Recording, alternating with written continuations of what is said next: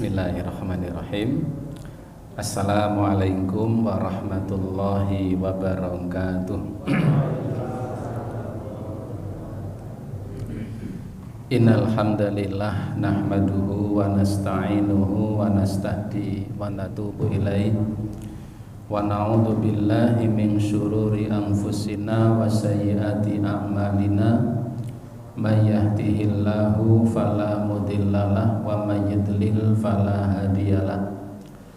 Asyhadu an la ilaha illallah wahdahu la syarikalah wa asyhadu anna Muhammadan abduhu wa rasuluh. Allahumma sholli wa sallim wa barik ala nabiyyina Muhammadin wa ala alihi wa ashabihi wa man tabi'ahum bi ihsanin ila yaumiddin.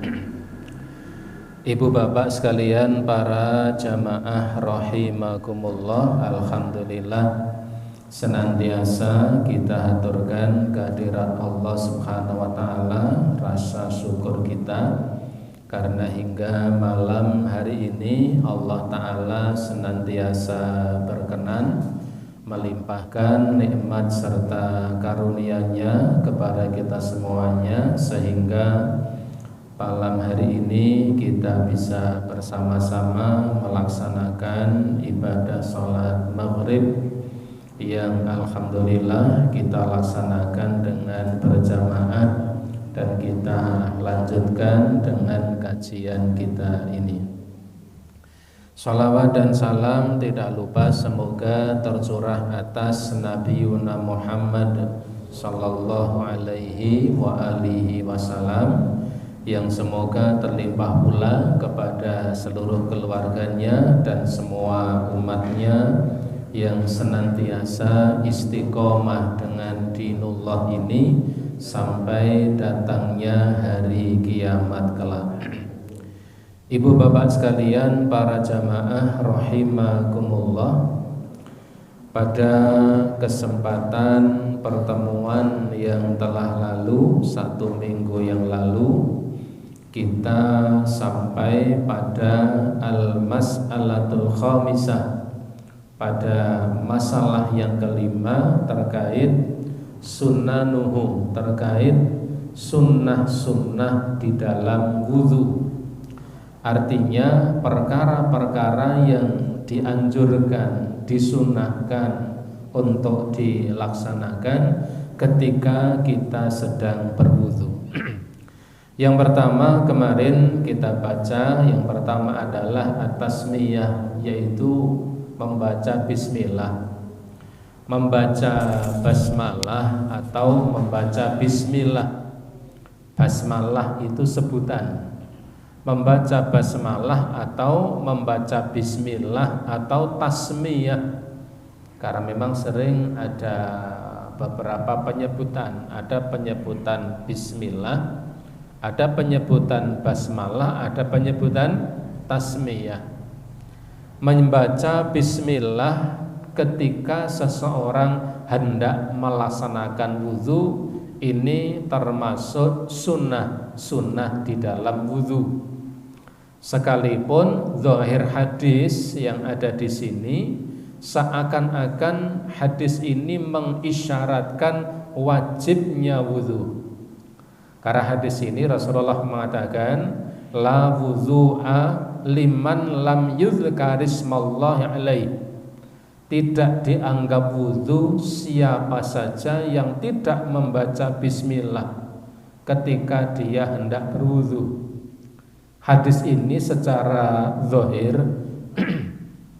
secara tekstual mengisyaratkan bahwa tidak dianggap wudhu atau tidak sah wudhu seseorang yang ketika dia hendak berwudhu tidak membaca bismillah. Tetapi mu'allif pengarang kitab ini, beliau mengatakan bahwa bismillah yang dibaca oleh seseorang ketika dia akan berwudu, maka itu hukumnya bukanlah wajib, tetapi hukumnya adalah sunnah. Itu yang pertama. Yang kedua kemarin kita sampaikan adalah as-siwak. Siwak, baik siwak dengan seperti zaman Nabi dengan menggunakan kayu arok yang di tempat kita sering dikenal dengan nama kayu siwak. Siwak ketika akan berwudu baik dengan menggunakan kayu arok atau kayu siwak atau dengan sesuatu yang bisa menggantikannya. Kalau zaman sekarang ada sikat gigi dan pasta gigi, ya, sikat gigi, pasta gigi. Kalau zaman dahulu pakai sabut, ya, pakai sabut, berasa sabut, apa?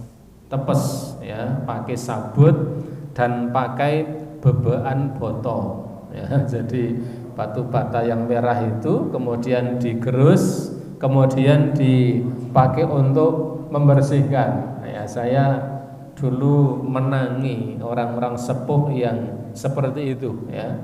Jadi pakai apa namanya? Pakai sabut dan pakai apa namanya? Bebekan botol, batu bata yang dihaluskan. Adapun ibu bapak, mohon maaf, adapun nginang itu bukan termasuk bagian dari siwak, ya. Jadi kalau nginang apa namanya, yang bukan nginang, yang pakai tembakau apa namanya, susur, itu. Kalau yang susur itu bukan termasuk bagian dari siwak, ya. Itu kan aku siwakan, engko opo, mbako. Nah, ini bukan siwakan. Nah, kalau seperti itu nanti orang merokok juga digosok-gosok yang bakunin jadi kaya siwakan. Jadi siwak baik dengan kayu arok maupun dengan yang menggantikan, ya, yaitu sikat gigi. Sikat gigi itu bisa menggantikan kemanfaatan dari siwak. Karena tujuan dari siwak itu adalah membersihkan gigi dan mulut. Maka dengan sikat gigi itu tujuannya sama, untuk membersihkan gigi dan mulut. Sekalipun secara kesunahan, maka dengan menggunakan kayu siwak itu akan lebih utama. Siwak ketika akan berwudu ini termasuk sesuatu yang disunahkan. Karena Nabi sallallahu alaihi wasallam pernah mengatakan, laula an asyqa ala ummati la amartuhum bisiwaki ma'a kulli wudhu'in. Seandainya saya ini tidak memperberat umatku, seandainya aku ini tidak memperberat umatku, maka akan aku perintahkan untuk umatku, atas umatku, untuk selalu bersiwak ketika dia hendak berwudu atau ketika dia akan berwudu. Jadi siwak ini adalah hukumnya sunnah. Yang ketiga adalah ghuslul kaffaini thalathan fi awalil wudu.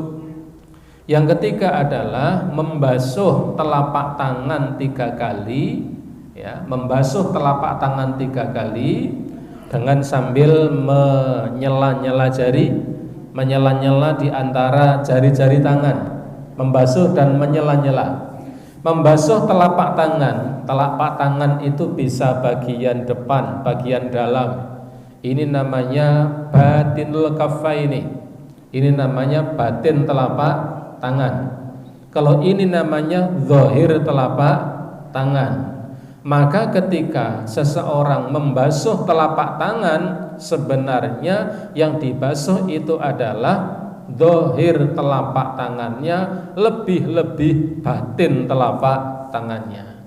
Dibasuh sebanyak 3 kali fi awalil wudu, ketika seseorang hendak mengawali berwudu. Lebih-lebih ketika seseorang berwudu, ya, sehabis dia bangun tidur malam, tidur dalam waktu yang sangat lama, tidur malam. Rasulullah SAW pernah mengatakan, ketika kamu hendak berwudu, bangun tidur, kalau kamu bangun tidur dan kalian hendak berwudu, maka basuhlah kedua telapak tangan kalian sebanyak 3 marat, sebanyak 3 kali. Kenapa Nabi mengatakan fa innaka la tadri aina batat yadah. Sebab kalian ini tidak tahu tangan kalian ini semalaman bergerilya kemana. Nah, begitu. Jadi kalau kita tidur itu kan kita tidak sadar. Kalau masih sadar namanya belum tidur ya. Kalau sudah tidur itu tidak sadar apa yang terjadi, apa yang dilakukan, betul-betul tidak sadar. Kalau seseorang sedang tidur, sekalipun ada, saya tidak tahu ini, barangkali Pak Arif Preso ini ada satu barangkali kelainan atau penyakit, saya tidak tahu. Ada orang yang tidur itu dia bangun dan dia berjalan-jalan, tapi tetap dia tidur gitu. Jadi apa itu namanya? Bukan ngelindur. Nek ngelindur itu hanya sambil tidur muni-muni. Ini bangun. Jadi dia tidur, dia bangun tapi tidak sadar. Betul-betul tidak sadar ya. Ada Pak Arif ya? Istilahnya saya tidak tahu itu istilahnya itu. Karena dulu di Keranggan itu ada, waktu saya masih di Keranggan itu ada orang yang begitu. Jadi dia itu dalam posisi tidur, kemudian bangun, kemudian ke dapur, lalu dia minum, dan yang lebih heboh lagi itu dia makan dele habis 2 unting. Nah itu loh. Padahal dele itu kan masih harus apa? Masih ngocei kan? Kalau yang dimakan itu bakso atau tahu kan tinggal ngeplok. Ini harus ngocei, diocei, dimakan habis 2 unting. Murni dia tidak sadar. Pagi hari, siang hari ditanya istrinya, "Ki sapa sing ngentekke?" Ora ngerti. Dia betul-betul tidak sadar. Istrinya tahu kalau dia bangun. Istrinya tahu kalau dia pergi ke dapur. Istrinya dari jarak jauh melihat dia sedang makan dele, dia hanya memastikan karena istrinya melihat ini keluarnya tidak wajar ya. Jadi bangun itu koyo apa ya? Tatapan mata itu bahasa kitanya napa? Kosong ya. Tatapan mata kosong, jalannya juga napa nggih? Napa? Kayak santai orang duduk dia ambil dele dimakan, asal makan kayak orang tidak makan. Jadi dia makan ya, matanya tetap melek, tidak terpejam, tetapi dia tatapan matanya kosong. Selesai habis 2 unting, 2 ikat itu. Tidur lagi, siang hari ditanya, betul-betul dia tidak ngaku dan dia tidak sadar kalau malam itu buat seperti itu. Nah ini saya tidak tahu namanya apa. Nah artinya apa? Kalau seorang itu betul-betul tidur sampai kondisi yang seperti itu pun, maka dia dalam kondisi tidak sadar. Karenanya Rasulullah mengatakan, kalau kamu bangun tidur lalu kalian berwudu, maka basuhlah kedua telapak tangan kalian sebelum berwudu. Sebelum berwudu, karena kalian tidak tahu semalaman tangan kalian itu bergeril ya. Nek gentayangan kan mereka ya, nek geril kan masih di sekitarnya. Kalian tidak tahu semalaman tangan kalian itu bergerilya kemana, maka membasuh telapak tangan sebelum berwudu itu hukumnya adalah sunnah. Kemudian yang keempat adalah al-mubalaghatu fil madmadati wal istinsyaqi li ghairi shaimin. Mubalaghah itu serius, tenanan ya. Al-mubalaghah tenanan fil madmadati ketika berkumur-kumur, wal istinsyaq dan ketika memasukkan air ke dalam hidung sekaligus mengeluarkannya. Li ghairi shaimin bagi seseorang yang sedang dalam keadaan tidak berpuasa. Leh kumu tenanan, kumune tenanan, memasukkan air ke dalam hidung juga tenanan. Ya, bahkan kadang-kadang ada rasa selengkring ya, mak selengkring agak pedes itu, tidak apa-apa ya, tidak apa-apa asal tidak terlalu ke dalam. Kalau terlalu ke dalam barangkali bisa membahayakan kesehatan. Kalau nanti kesengkrik, tersedak dan sebagainya. Rasulullah SAW ya, beliau mengatakan waballigh fil istinsyaq illa antakuna shaiman. Beliau mengatakan seriuslah, tenanango begitu, sing tenanang, tenanin, seriuslah, sungguh-sungguhlah fil istinsya ketika kalian memasukkan air ke dalam hidung, illa antakuna shaiman, kecuali ketika kalian dalam keadaan berpuasa. Hanya catatannya ibu bapak sekalian, sunnahnya itu adalah ketika berkumur-kumur sekaligus memasukkan air ke dalam hidung, dan itu dilakukan sebanyak 3 kali. Jadi tidak berkumur-kumur dulu 3 kali baru memasukkan air ke dalam hidung 3 kali. Kalau yang ingin seperti yang dilakukan Rasulullah, seperti yang dinukil dalam beberapa hadis yang sahih, mengambil air dengan satu tangan ya, satu apa namanya sini ini satu kalau orang Jawa bilang sak cawuan, cawuan bukan cewoan ya, satu cawuan, ambil satu kemudian dimasukkan ke dalam mulut sekaligus hidung. Itu dilakukan sebanyak 3 kali. Boleh dengan 2 tangan kalau itu memang dianggap lebih mudah dan memungkinkan. Karena kalau satu tangan ya, satu tangan kadang-kadang sulit. Bagi siapa? Satu, yang telapak tangannya kecil, mungil. Yang kedua, yang jari tangannya bolong-bolong. Yang dulu diramal ndak akan pernah kaya. Itu kan.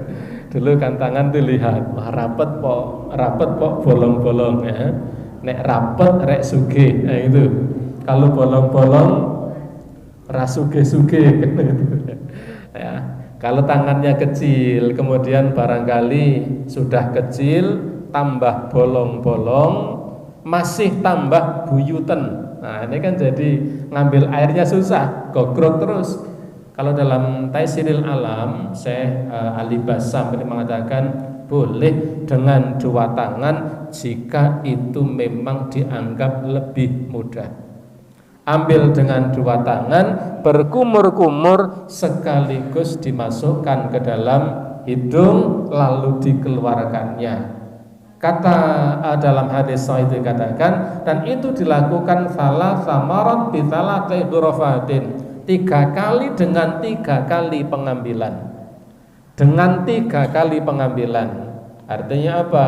Bukan kemudian kumur sendiri, hidung sendiri. Sekalipun ibu sekalian, kalau itu belum dibiasakan juga bukan sesuatu yang mudah.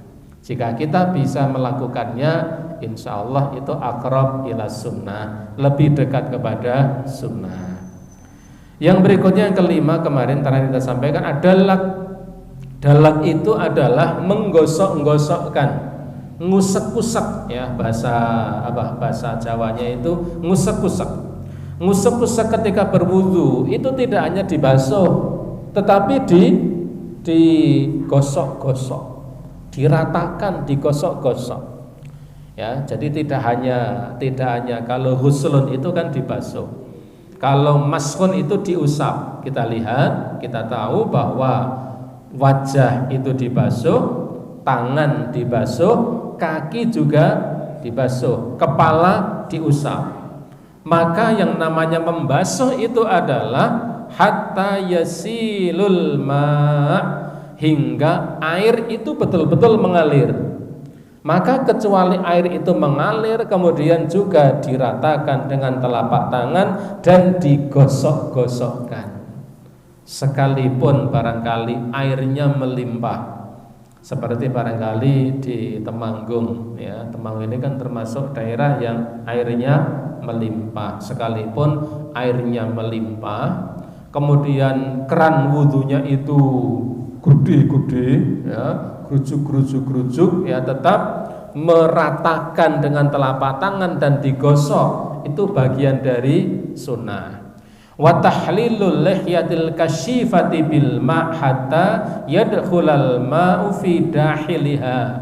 Dan juga termasuk sunnah itu adalah menyela-nyela jenggot bagi yang jenggotnya kasyifah, yang jenggotnya lebat utawi apa?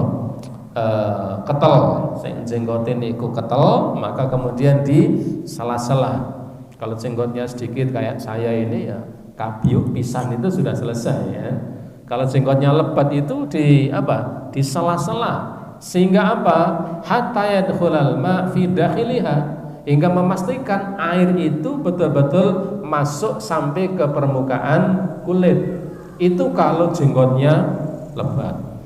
Jenggotnya lebat dan juga panjang. Nah, ini kan, ya, di Temanggung ini kan ada yang jenggotnya sampai sampai ikat pinggang. Jenggotnya lebat sampai ikat pinggang, rambutnya gondrong. Jadi kalau pakai motor banter itu, wah, jenggotnya bisa melambai-lambai itu, ya.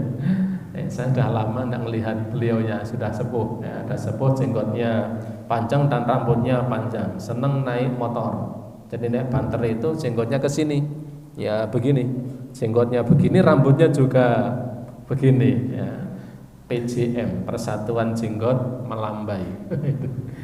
Baik, sekalian, kemudian yang ke-6, taqdimul yumna 'alal yusra fil yadaini warrijlaini li fi'lihi sallallahu alaihi wasallam fa innahu kana yuhibbut tayammunu fi tana'ulihi wa tarajjulihi wa tuhurihi wa fi sya'nihi kullih.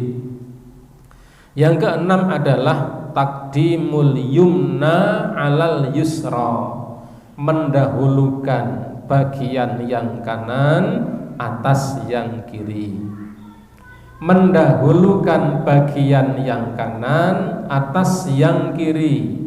Yang kanan dilakukan terlebih dahulu hingga selesai.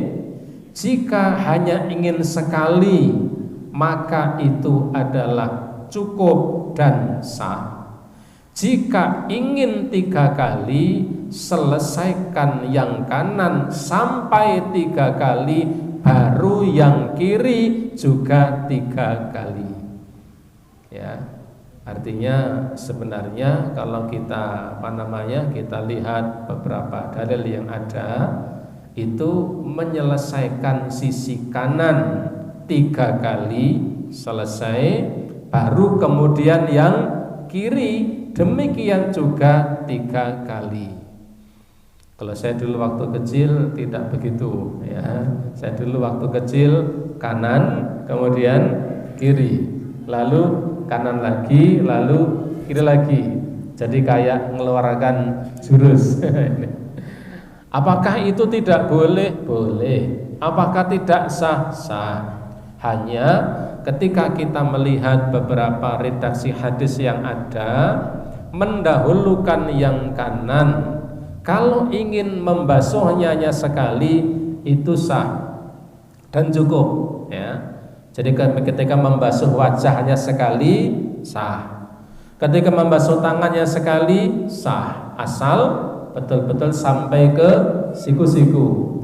Tetapi ketika ingin tathlits, ketika kita ingin mengulangnya, menyempurnakannya sampai 3 kali, maka sebenarnya kalau kita lihat redaksi riwayat-riwayat yang ada, yang kanan itu dilakukan 3 kali sampai sempurna, baru kemudian sisi yang kiri. Tangan demikian, dan juga waris laini, bagian kaki juga demikian. Yang kaki juga kanan dulu sampai selesai 3 kali, baru yang kiri. Dan termasuk kaki, ya, disunahkan juga menyela-nyela jari kaki. dan menyela-nyelanya adalah dengan menggunakan jari tangan yang terkecil. Untuk apa? Supaya lebih mudah. Karena kalau pakai jempol bisa jadi sesak, ya. Jempol untuk nyela-nyela jari kaki agak sesak. Ya, enggak, saya cukup. Nah, ibu bapak Kiai Kuto, ya. Ibu bapak di Temanggung. Kalau di kampung saya kan banyak orang petani ngarit, kemudian nyangkul, bandemi watu, sehingga jempol itu betul-betul besar, ya. Jadi kalau yang jempol itu ibu bapak Kiai Kuto itu biasa, apik, jempolnya cilik, ya. Kalau tempat saya itu wah sampean paten top, marem, jempolnya besar. Nah kalau itu kemudian untuk menyela-nyela jari kaki sulit. Maka kalau saya buka di kitab As-Shalah, Syekh Ahmad Thoyyar beliau mengatakan sunnahnya itu adalah menyela-nyela jari kaki dengan jari tangan kiri yang paling kecil sehingga bisa masuk. Dimulai dari kelingking kaki kanan. Jadi membasuh kaki kanan 3 kali, kemudian disunahkan untuk menyela-nyela jari kaki dengan kelingking tangan kanan. Dimulai dari kelingking kaki kiri, berjalan ke kiri sehingga memulainya dari kanan, lalu ke kiri, ke kiri, ke kiri, dan ke kiri. Senam, ke kiri, ke kanan, ke kiri, ya. Jadi ibarat ini, misal ini kaki, ya, ini kaki begini, maka sunnahnya apa? Dengan jari kelingking. Mulainya dari sini disela-selai, kemudian ke sini, kemudian ke sini, kemudian ke sini. Ketika ini kemudian sudah selesai, ya, 3 kali membasuhnya selesai, baru kemudian yang kiri, tidak kemudian kanan kaki kemudian kiri kanan, kepleset mangke dadi masalah itu. Kanan selesai, kemudian yang kiri memulai dari mana? Memulainya dari jempol, ya, tidak dari sini tapi dari jempol. Kenapa? Karena tayamun, bukan tayamun, mendahulukan sisi kanan, mendahulukan sisi kanan dari yang kiri. Jadi kalau ini kaki, ya, misalnya ini kaki, dari sini jentik ke samping kiri, ke samping kiri, ke samping kiri. Begitu kaki kanan selesai, kemudian kaki kiri memulai dari mana? Memulai dari jempol, kemudian ke kiri selesai di kelingking kaki kiri. Memulainya di kelingking kaki kanan, terakhirnya di kelingking kaki kiri. Itu bagian dari sunnah, menyela-nyela jari kaki untuk kesempurnaan memastikan air betul-betul sampai ke sela-sela jari kaki. Adakah dalil? Ada. Salah satunya adalah Nabi pernah melihat ada seorang laki-laki sholat yang pada waktu itu pada punggung telapak kaki. Punggung telapak kaki niku ini. Napa jenenge nek mriki niku? Nek mriki tapak, nek mriki apa? Gembung. Ya itu memang kaki bagian atas. Jadi daerah sini ini ada sebesar uang, ya, kepingan uang belum terkenai air. Nabi ketika orang itu selesai sholat, Nabi mengatakan apa? Tidak mengatakan siram kakimu hingga sempurna, enggak. Tapi Nabi menyuruh orang itu apa? Untuk mengulangi wudunya. Maka ketika kemudian kita menyela-nyela jari kaki itu termasuk apa? Menyempurnakan, ya, wudunya karena memastikan air sampai ke sela-sela jari. Fa innahu, ya, karena Nabi sallallahu alaihi wasallam karena yuhibbu tayammunu fi tana'ulihi. Disebutkan dalam hadis yang sahih, ini ada dalam Umdatul Ahkam, dikatakan kana yuhibbu tayamunu. Nabi sallallahu alaihi wasallam itu menyukai tayamun, pakai nun ini. Kalau pakai mim kan tayamum. Nabi sallallahu alaihi wasallam itu menyukai tayamun, mendahulukan yang kanan fi tana'ulihi, ketika beliau memakai sandal dan yang sejenisnya. Sandal, kemudian sepatu, kemudian apa lagi? Kapia, ya. Sekarang kapia tidak ada, ya. Kapia itu apa? Teklek, ya, teklek. Sandal, sepatu, teklek, memulainya dari yang kanan. Wa tarajulihi, dan ketika beliau menyisir rambutnya. Bismillah.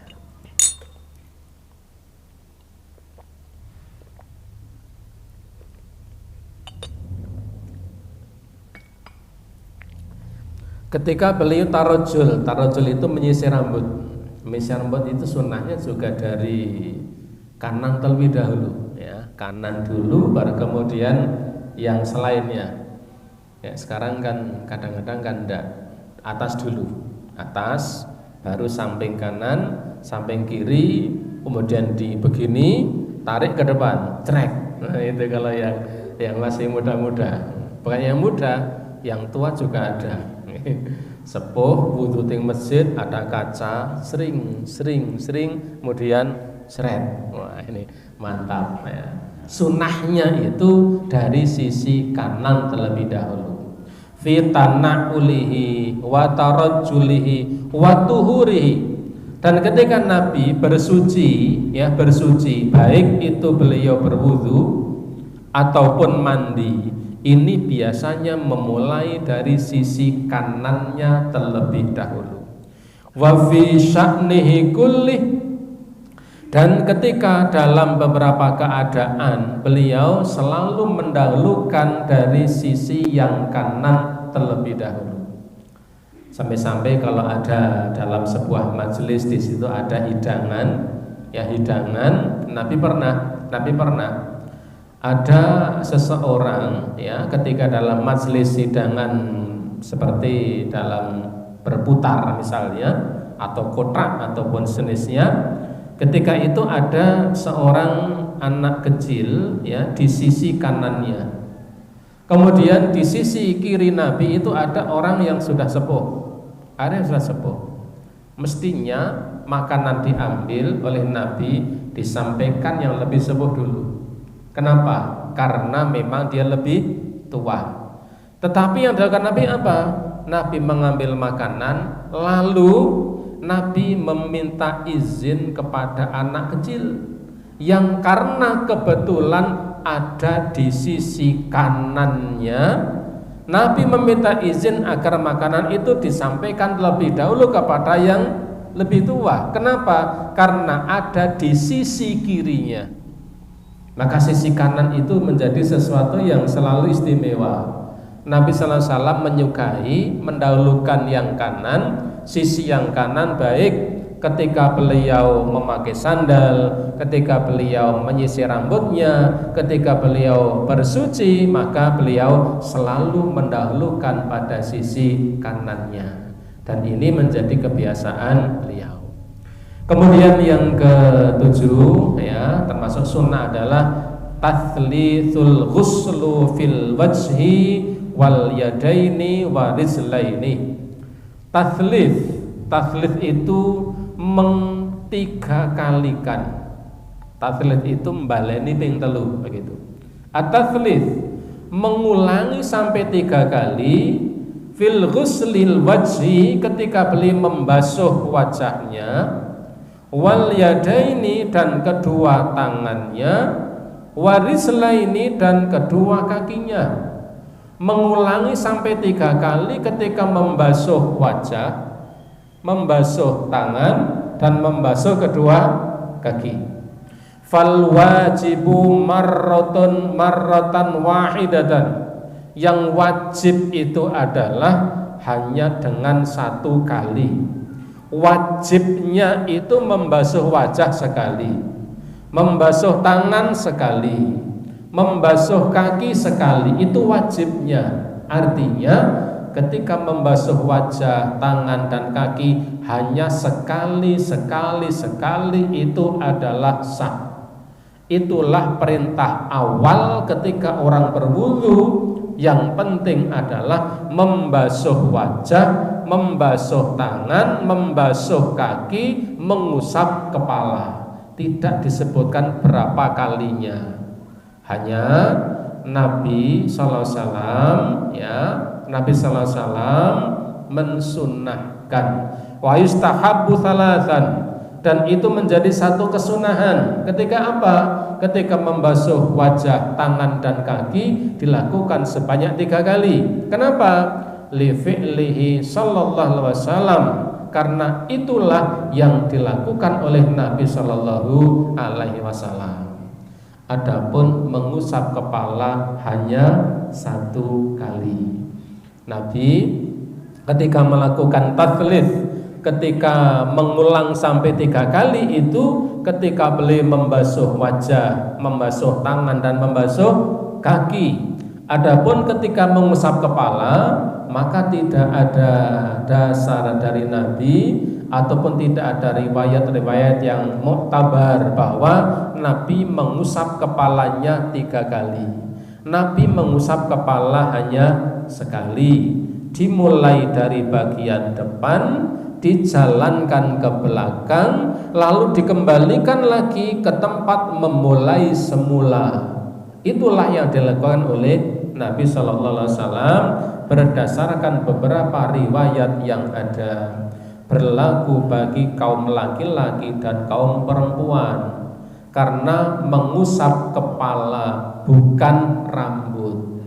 Kalau rambut barangkali wanita yang rambutnya panjang akan mengalami kesulitan. Rambut itu dowo, kan ada yang rambut itu sampai 1 meter. Ini bisa keceklek tangannya. Tapi mengusap kepala dari bagian depan, kemudian sampai ke belakang ini, tengkuk. Bahasa Jawanya apa? Gito. Kita nampak cengel. Cengel ya. Nek gito niku orang ngilu gitoke. Nggih pancen angel mosok ngilu kok kon ngilu gitok itu ya. Jadi dari depan ke belakang dikembalikan tempat memulai semula. Sekalipun mengusap sebagian kepala itu juga sah dan boleh. Tapi sunnahnya adalah dari depan dijalankan ke belakang, lalu dijalankan kembali, dikembalikan ke tempat memulai semula, dan itu dilakukan 1 kali. Faqad thabata anhu annahu yatawaddau marratan wa marrataini wa thalathan. Ini disebut dalam sebuah hadis, dalam hadis diriwayatkan Imam Bukhari dan Muslim ya, dalam Bukhari dan Muslim dikatakan bahwa Nabi sallallahu alaihi wasallam suatu waktu beliau membasuh 3 anggota badan ini, baik ya wajah, tangan maupun kaki, marrotan. Suatu kali Nabi membasuh hanya 1 kali. Wa marrotaini. Kemudian ada dalam riwayat yang lain disebutkan Nabi juga pernah membasuhnya 2 kali. Tidak ganjil, 2 kali. Wajah 2 kali, tangan 2 kali, kaki 2 kali. Tetapi kemudian salasan, tetapi pada kesempatan yang lain Nabi sallallahu alaihi wasallam membasuhnya sampai 3 kali. Artinya sekali boleh, 2 kali boleh, 3 kali adalah sunnah. Karena ketika 3 kali diharapkan itu akan lebih sempurna dibanding ketika membasuhnya hanya sekali. Yang terakhir, Bismillahirrahmanirrahim, termasuk sunnah di dalam wudu yang ketiga, yang ke-7 terakhir adalah al-dzikrul waridu ba'dal wudu. Berzikir, berdoa berzikir atau berdoa sebagaimana yang didapati dalam nas-nas yang sahih bahwa ya lafal zikir seperti yang disebutkan ya, kalau di sini di dalam riwayat Bukhari, Imam Tirmidzi ya dikatakan begini, ma minkum, Rasulullah mengatakan ma minkum ahadun yatawaddau fayasbighul wudu thumma yaqulu asyhadu an la ilaha illallah wahdahu la syarikalah wa asyhadu anna muhammadan abduhu wa rasuluh illa futihat lahu abwabal jannata thamaniyata yadkhulu min ayyuhasya'a. Rasulullah mengatakan tidaklah ada salah seorang di antara kalian yang berwudu lalu ia pun menyempurnakan wudunya. Tidak ada seorang pun di antara kalian berwudu lalu menyempurnakan wudunya, dari membasuh telapak tangannya, berkumur-kumur, memasukkannya ke dalam hidung, membasuh wajah, tangan dan seterusnya. Ketika ada seseorang berwudu lalu menyempurnakan wudunya, tsumma yaqul, kemudian mengucapkan asyhadu alla ilaha illallah wahdahu la syarikalah wa asyhadu anna muhammadan abduhu wa rasuluh. Ketika seseorang berdoa setelah wudu dengan lafal seperti itu, illa futihat lahu abwabal jannah, kecuali Allah akan membukakan baginya pintu-pintu surga samaniyata yang jumlahnya 8 pintu. Allah membukakan baginya pintu-pintu surga yang ada 8. Dan kata Nabi, orang itu diperintahkan untuk masuk ke dalamnya melalui pintu mana yang dikehendaki. Luar biasa di sini. Nabi sallallahu alaihi wasallam mengatakan demikian, seseorang yang berwudu kemudian dia membaca ya doa setelahnya asyhadu alla ilaha illallah wahdahu la syarikalah wa asyhadu anna muhammadan abduhu wa rasuluh, maka kata Nabi, orang itu akan dibukakan baginya pintu-pintu surga yang ada 8 pintu surga itu dibukakan semuanya. Dan orang ini pun diperintahkan untuk masuk ke dalam surga melalui pintu mana yang ia kehendaki. Berdoa setelah wudu, di mana di tempat yang memang diperbolehkan untuk melafalkan asma Allah. Kalau wudunya di tempat yang memungkinkan, maka boleh langsung berdoa di tempat itu. Jika kemudian berwudu kebetulan di tempat yang di situ tidak diperkenankan membaca lafal asma Allah, seperti misalnya berwudu di kamar mandi yang kebetulan kamar mandi plus sekaligus WC misalnya, maka tentunya berdoanya setelah keluar kemudian berdoa.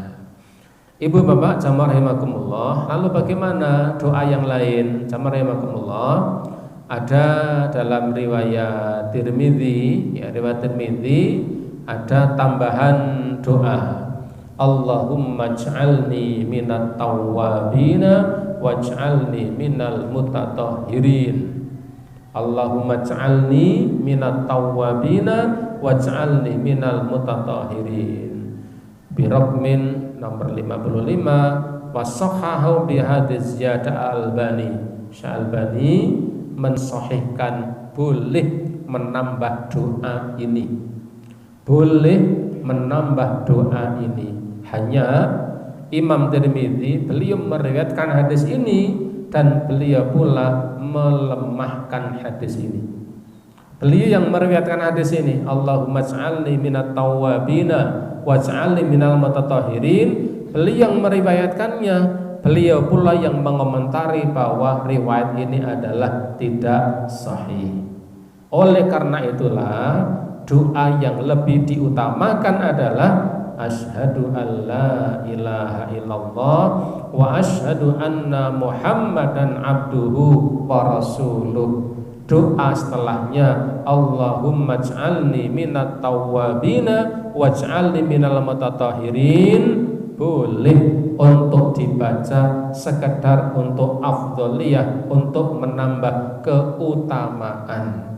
Artinya boleh kalau menjadi tambahan, tetapi tidak pas ketika menjadikan itu sebagai doa utamanya.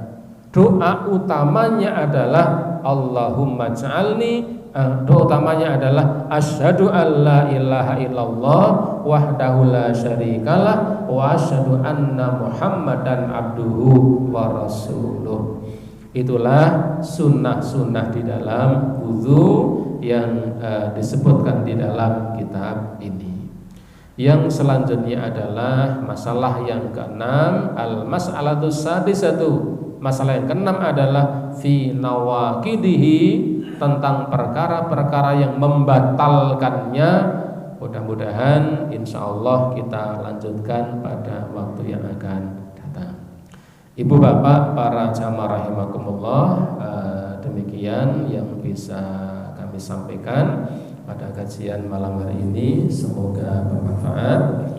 Barangkali sebelum saya akhiri ada pertanyaan, jika ada kami persilahkan. Oke. Monggo.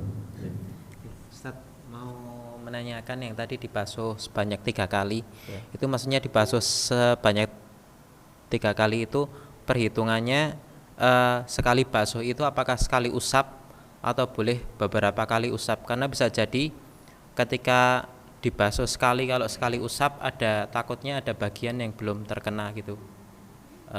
Itu mohon penjelasannya seperti itu. Iya. Yang dimaksud dengan tathlits, ya, mengtigakalikan atau membasuh 3 kali. Hitungannya bagaimana? 1 usapan sampai sempurna itu dihitung sebagai usapan basuhan 1 kali. Sampai sempurna itu dihitung 1 kali. Artinya apa? Ambil air, cur di sini, cur lagi di sini, cur lagi di sini, sekalipun menuangkannya 3 kali terhitung 1 kali. Karena itu dilakukan untuk menyempurnakannya. Jadi yang dinamakan dengan sekali itu adalah basuhan yang sempurna pada semua anggota wudhu tersebut. Jika memang sekali siraman basuhan dan gosokan itu sekali siram rata, ya, maka ketika itu sudah memang sempurna, semua anggota terkena air dihitung sebagai sekali. Contoh misalnya ambil air biur di tengah, kemudian digosok-gosok sampai kemudian rata, dihitung sekali. Ambil air lagi biur, diratakan lagi sampai sempurna, itu dihitung 2 kali. Berbeda dengan cur, tetap dihitung 1 kali. Nah, itulah yang dimaksud 1 kali itu adalah kesempurnaan dalam membasuhnya, mencakup semua anggota yang harus dibasuh. Allah alam bisawab. Oke. Oke. Oke. Wudu pakai cincin. Kalau wudu dengan mengenakan cincin ngoten nggih. Nek karo wudu karo nganggo cincin. Jadi bagaimana kalau berwudu tetap mengenakan cincin tidak lepas, bolehkah? Lihat tergantung cincinnya. Kalau cincinnya gede, kemudian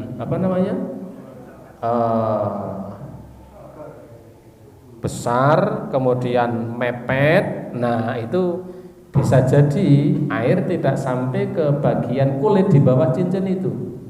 Tetapi kalau cincinnya barangkali longgar, drijine cilik nung akike gede, misalnya kan ada yang begitu. Ya kalau longgar maka memungkinkan air itu sampai ke bawah cincin. Solusinya adalah ketika kita mengenakan cincin, pastikan ketika kita wudhu air itu sampai di kulit di mana cincin itu berada, dengan menggesernya atau menggerakkannya sehingga kita bisa memastikan air itu tetap sampai ke kulit. Nabi SAW itu dalam beberapa riwayat beliau itu mengenakan cincin. Jadi mengenakan cincin itu banyak yang melihat itu adalah sebagai sunnah ya. Saya karena tidak punya, tidak memakai. Kalau punya dipakai itu sunnah. Maka misalnya seandainya besok Rabu depan cincinan semua, itu sunnah itu. Nabi memakai cincin selama satu cincinnya itu kalau laki-laki bukan cincin emas. Kalau emas tidak boleh. Yang kedua, ya, tidak ada atau terlepas dari perkara-perkara syirik. Tentunya itu menjadi catatan. Cincin yang kemudian cincin hias, ada cincin ada akiknya saja yang macam-macam. Kalau bajunya coklat, cincinnya, akiknya coklat. Kalau bajunya biru, akiknya biru. Kalau bajunya kuning, saya punya kawan begitu. Jadi kawan ini penampilannya luar biasa, parlente. Jadi sepatunya selalu bersih, ya, tak sawang-sawang begitu itu. Sepatunya bersih. Kalau pas pakai baju biru, akike biru. Kalau pas pakai bajunya merah, akike merah. Kok duwenan? Itu. Saya dari aku seorang nganggo to ora duwe. Tak wae po ora usah, ya, tak manemankan gitu. Karena saya kebetulan ya enggak punya saja. Kalau punya mau saya pakai. Saya pernah punya dan beli, ya, beli tapi sampai nggon lugru, ya, sehingga tak sawang-sawang malah ralus koplat kabir. Tapi itu tidak apa-apa. Selama tadi bukan yang terbuat dari emas. Kalau emas untuk laki-laki tidak boleh, perempuan boleh, laki-laki tidak boleh. Jadi memastikan air sampai ke kulit. Ada? Oke, sekali lagi.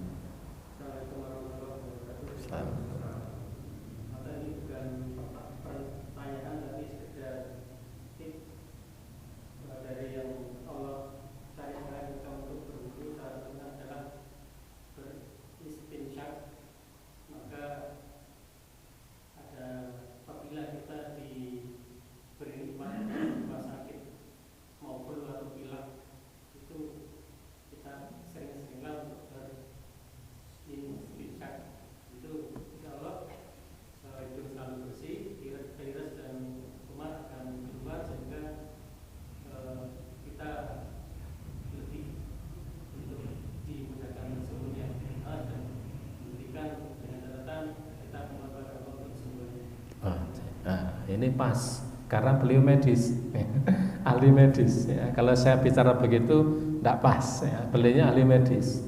Jadi itulah kenapa kemudian istinsak dan istinsar. Begini sekalian, bangunan cara berpikir yang harus kita bangun adalah tidak ada satupun perintah Allah yang tidak bermanfaat.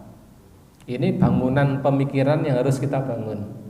Tidak ada satupun perintah Allah yang tidak ada manfaatnya. Ibu bapak cari, tidak akan pernah ketemu perintah Allah yang tidak ada manfaatnya. Dan tidak ada satu larangan pun kecuali pasti membahayakan. Tidak ada satupun larangan kecuali pasti membahayakan, baik cepat atau lambat. Ada larangan tapi bermanfaat, bagus. Ada, betul. Tetapi seandainya ada sesuatu yang dilarang, ternyata ada manfaatnya, tapi bahayanya jauh lebih besar dibanding manfaat yang ada pada larangan itu. Maka ketika tadi disampaikan oleh Pak Arif, beliau ini medis, ya, sehingga ketika kemudian seseorang itu batuk atau pilek, kemudian istinsak dan istinsar. Istinsak itu ngisep air, istinsar gebreske air. Ketika itu dilakukan dengan sungguh-sungguh, maka kata beliau tadi itu akan bisa mempercepat kesembuhan. Tentunya juga dengan memohon perlindungan kepada Allah Ta'ala, meminta agar segala diberi kesembuhan. Allah alam bisawab. Kita lanjutkan pada waktu yang akan datang, dan kita cukupkan dengan kafarat majlis. Subhanakallahumma wa bihamdika asyhadu an la ilaha illa anta astaghfiruka wa atubu ilaik. Assalamualaikum warahmatullahi wabarakatuh.